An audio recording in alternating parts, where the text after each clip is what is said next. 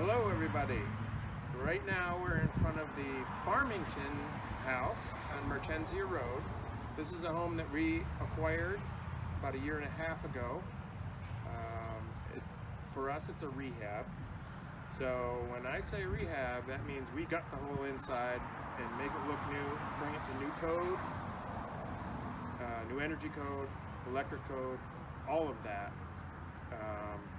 But we wanted to give you a little sneak peek inside and outside, since it's been a bit of a strange last 12 months or so. And some of you haven't been able to get out and help us out, and that's okay. And we've been closed up for a while and have had limited opportunities. So let's take a tour of the outside while we're out here, and then we'll go inside. So this is a 3-bedroom, 2-bath ranch, built in the early 1970s. And the interesting thing about this house is that it has an award for being one of the first all-electric houses in that time period.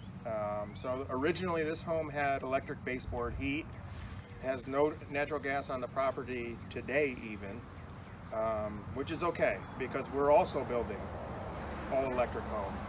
So it's come full circle. So back when this was a mid-century modern electric marvel, nobody really ended up caring about it, and that whole idea of an all-electric house sort of fizzled out as natural gas became more prominent source of heating. But we're back to electric.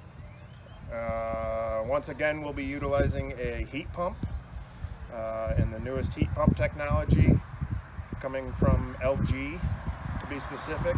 And so this is going to be a full circle electric to electric home rebuild, which I think is pretty unique.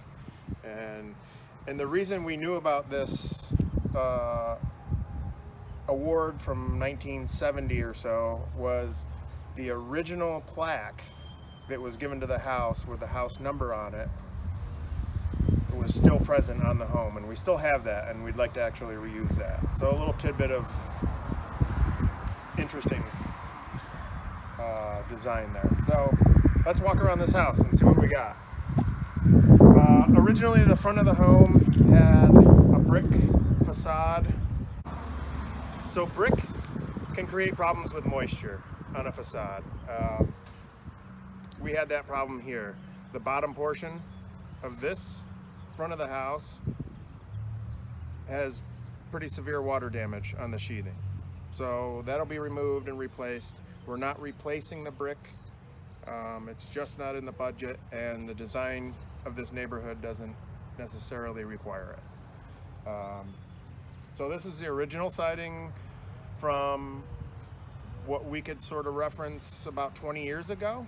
Underneath this siding was a clapboard fiberboard siding, and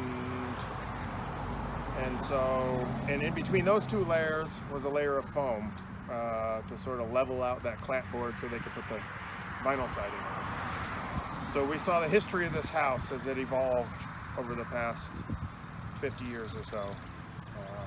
So we'll keep going around and we'll show you a little more. Also of note is this siding looks green today, but in fact, underneath the shutters, it's sort of a darkish brown color. So the siding has faded. It's probably one of the earlier versions of vinyl siding to come out. And hopefully our sidings that we're putting up today don't do this. But it's significant fading has happened. As you can see, the shutters are also faded. We have our traditional CMU foundation, full basement, washer dryer in the basement, good and dry, which was very exciting. We always get concerned about extremely moist basements and the ramifications of that long-term with the house and for our homeowners. The actual roof on this house, the current roof, is in fairly good shape without any leaks, other than at your pipe openings and little spots like that. But in general, the roof itself is in good shape. We didn't have any major leak spots or any soft spots in the roof, which is exciting. This house wasn't vacant for very long, maybe a year or two before we acquired it. So that helps a lot. When a home is vacant for 5 years or more, a lot of bad things can occur. A lot of seasonal changes in humidity and temperature create a lot of moisture issues within the home when there's no one there living and making it survive. So let's continue.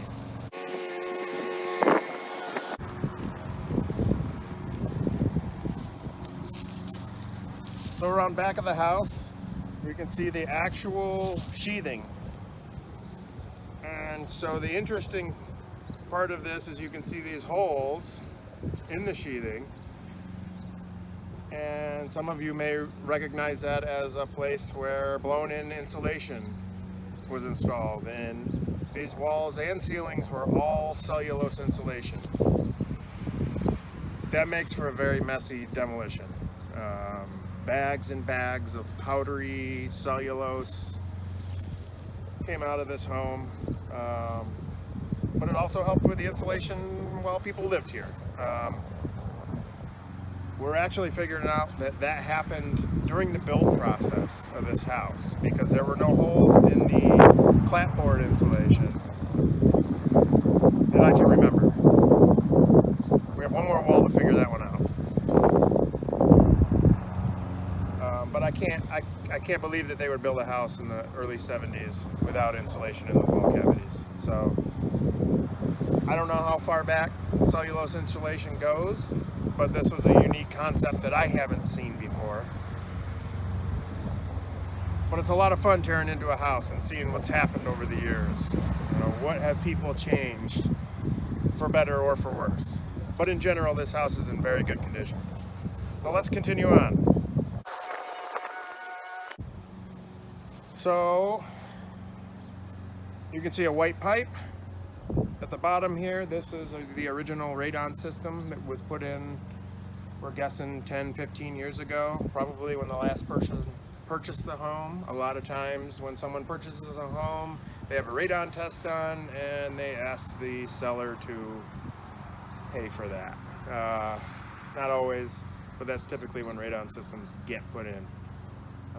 We always put a radon system in, an active radon system, whether there's radon or not, because we believe in giving the best indoor air quality possible to our homeowners, and quite frankly, it's a very affordable system, so we just go ahead and do it. New York State code requires a passive radon system to be installed, which just means a 4-inch or a 3-inch PVC pipe from roof level all the way down through the basement into the slab. So we just go ahead and put a fan in and a monitoring system, and we have a fully active radon system. So let's go inside.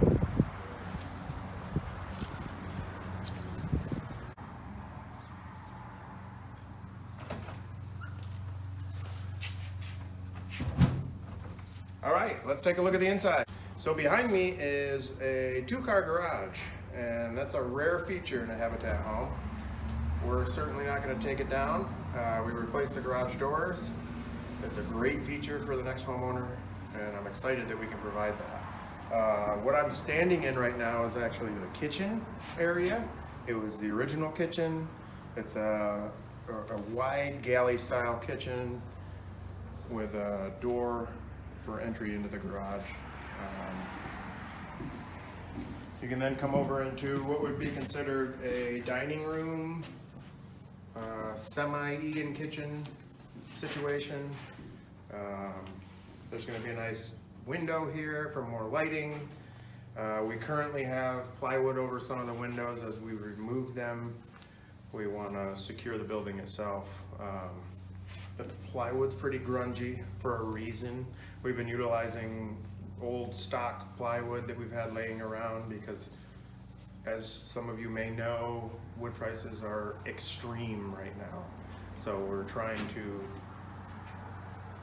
be as good as we can and utilizing wood. And I'll actually show you another secret that we've been doing. It's not a secret, but we've been conserving wood. So we've been furring out the walls on the exterior so we can get the insulation that we wanted and that our affiliate likes to strive for.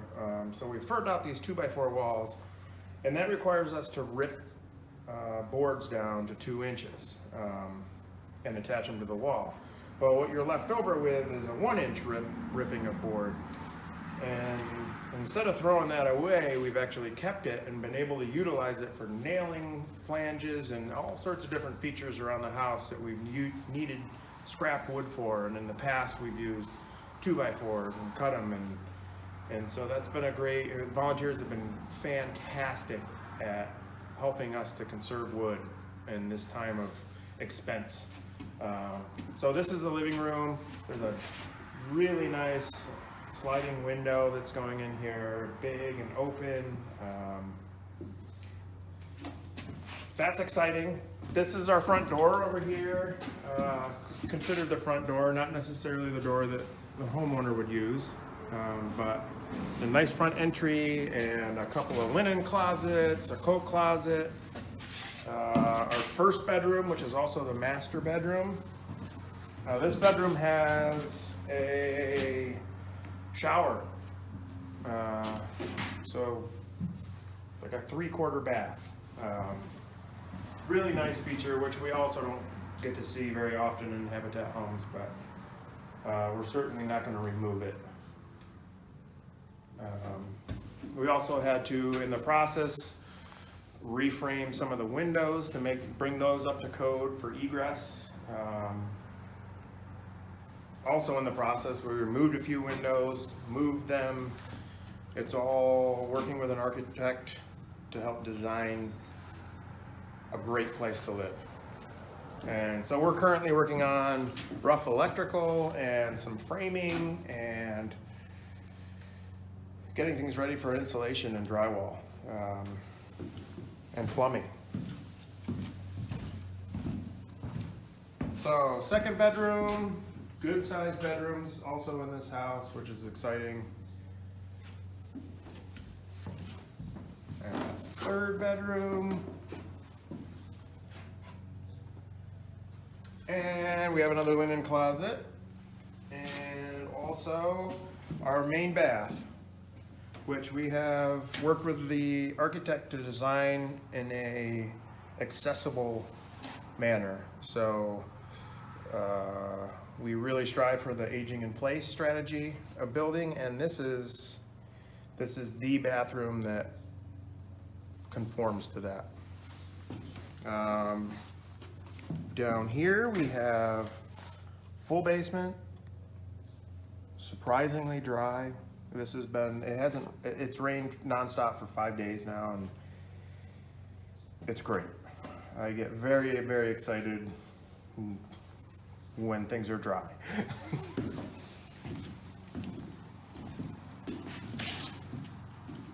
So this is our Farmington house.